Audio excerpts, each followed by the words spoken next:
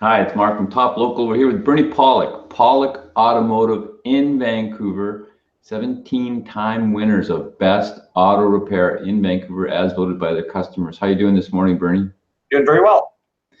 So we're going to talk about, we're doing a bit of a reprise, I guess. We're going back to Ford diesels. This time it's a 2008 F350 with a 6.4 diesel. There was an alternator problem. What was going on with this truck? Yeah, so this vehicle was brought to us, towed in actually, with an underhood wiring fire or an electrical fire under the hood. So that's what the vehicle came into us. Pretty potentially serious issue. So what did you find?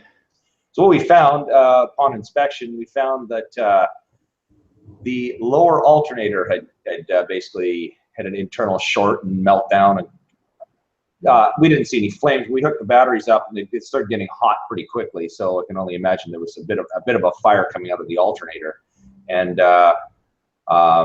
seemed like that was about the worst area of the damage, was just the alternator itself. But yeah, it was the lower alternator. So you say lower, is there an upper alternator? Yeah, there is. On some diesel vehicles, Fords and GMs for sure. I'm not sure about Dodges, but those two brands, you have the option of a dual alternator on some of their diesels. So yeah, it is. So there's actually two of them on this vehicle. Was there any other damage beyond the alternator? You know, fortunately for the owner of this vehicle, no. Well, other than the belt was the drive belt was damaged, but I mean that would probably be something that would need to be replaced anyways. But no, fortunately there wasn't, and that was a good thing for him because there's a lot of wiring that sits right above the alternator, and I guess the way it caught on fire, it didn't cause any further damage. So very lucky that it got caught. I'll share some photos. Our '08 Ford, nice white Ford four-door F350 with the diesel, and we'll go to the next photo, which is this is the alternator. So this is a lower alternator. It looks, rather ugly. It's had a fire extinguisher sprayed on it, so the things have melted onto the alternator, and also the pulley was seized as well. So whatever happened, it was a complete meltdown internally, and the alternator wouldn't even turn anymore. So that's our alternator. Belt goes here, mounting one of the mounting holes here. But yeah, normally they're nice, sort of a nice shiny aluminum piece without all this fire extinguisher debris. So how unusual is this? It's not. It's actually. Am I on or off? Off. On. Sorry, on. Good. Yes.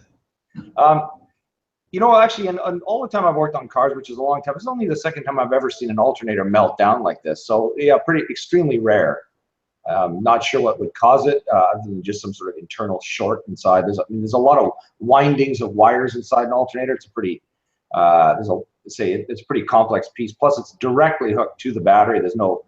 Sometimes there is a fuse link, but for the most part, it's a direct connection between the alternator and the battery. So there's a lot of potential power that can flow through it, especially if there's a short.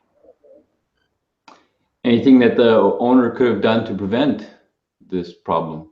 No, I mean, as an owner of the vehicle, this kind of thing is just a random failure. Nothing you can do. No amount of good maintenance will prevent this kind of thing. And the good news is it's extremely rare.